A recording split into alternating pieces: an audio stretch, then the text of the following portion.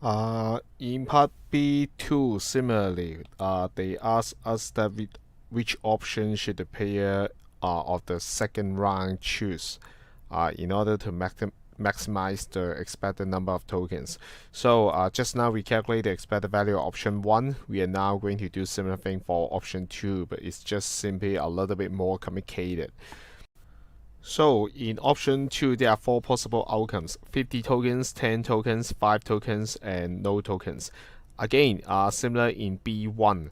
For the case without any tokens, you can just simply ignore it because anything times 0 tokens will become 0.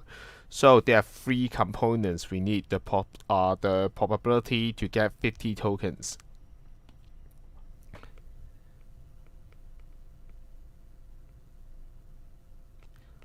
So the criteria are quite similar to the previous one. 3 balls fall into 3 adjacent tubes.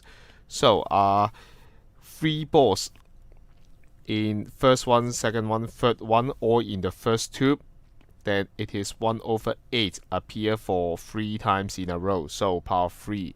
And then similarly, we have 1 place, 2 place, 3 place. Until 8th place, we have 8th place to fulfill this requirement. So finally, we time 8. Then this part possibility is 1/64. Finish 1/3 of it. And then the possibility of 10 tokens. They say that 3 balls fall into 3 adjacent tubes. So again, it's quite similar to option 1. But now every possibility have to use 3 space as 3 tubes. So first, second, third one, fourth, fifth, sixth. So we have 6 space to do so. First we have 6 space, and then they have to arrange it in 3 space, but among that 3 space can be 1, 2, 3, can be 1, 3, 2, 2, 1, 3, 2, 3, 1, 3, 1, 2, 3, 2, 1. Or simplicity, that means 3 factorial divided by all possibility. First we have A choice, and then the second one, third one, we have A's power 3 choice to arrange the balls. So this possibility is 9/128. The last one is the most complicated one, the 5 token case. Similarly, we use 2 tubes which is next to each other, so that until the last one, then we have 7 space that we can choose. And then after that, you already limited the situation is 2 tubes together.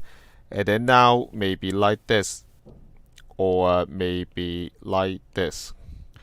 So we are going to determine which tube have 2 balls, and then we have 2 choice, 2 tubes, right? So we choose 1. So this is among 2, we choose 1, or you just times 2, the same.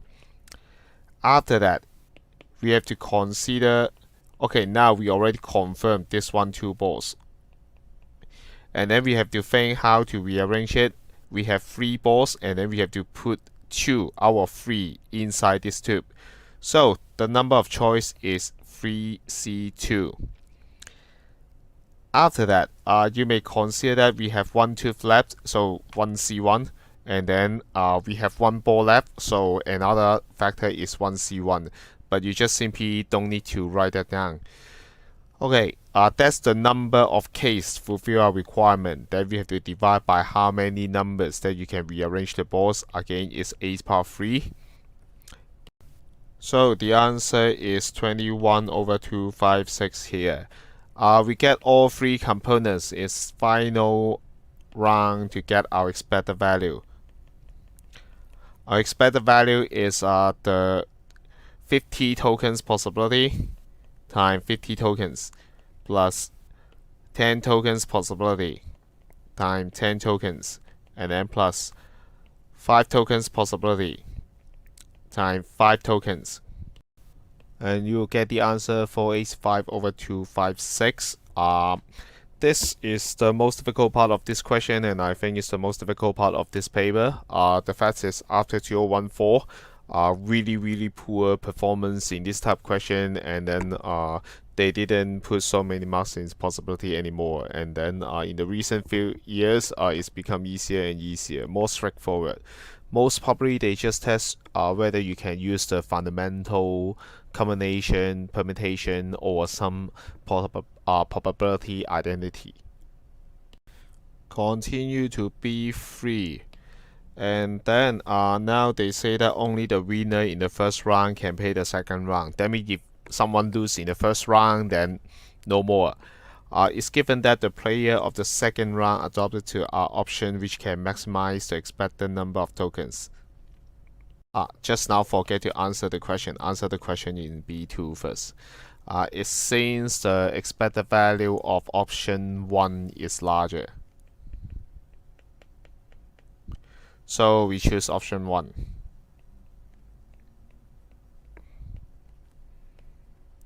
And then, so that means they imply that the winner in first round will choose option 1. Then we follow this formula. And then Billy claims that possibility of Ada get no tokens in the game exists 0.9. So we are trying to find out the probability of Ada get any tokens. So we need a tree diagram. The first stage is round 1, first round. The second stage, of course, is the second round. And then in the first round, there is 2 outcomes. Maybe Ada win or Billy win.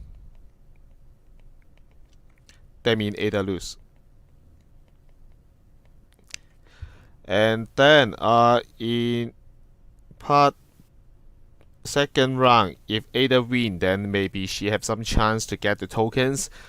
Just now we already calculate the probability to get 5 tokens or 10 tokens. So we just add them together, get tokens.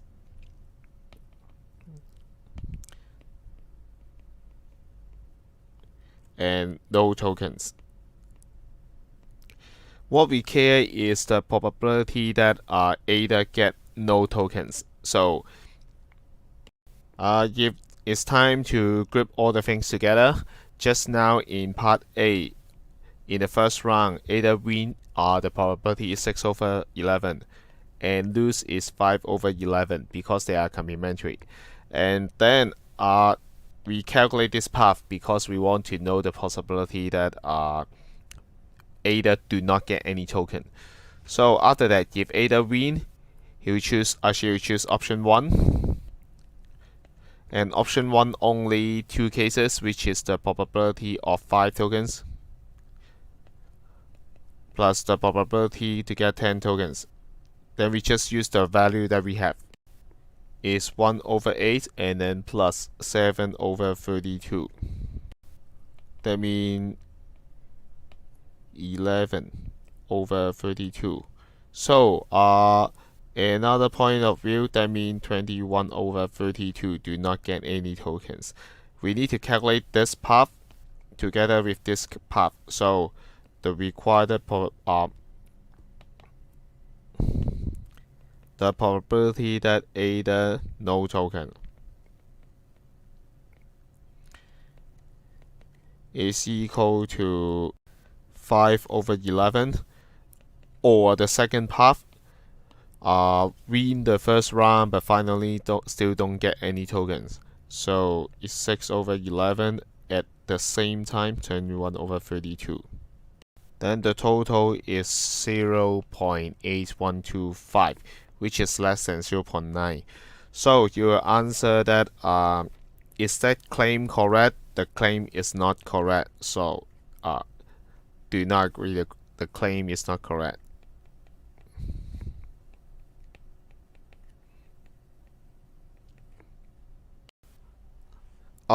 Even a very complicated question like this, for probability, a very important case is you must fully understand the flow of the whole of the situation.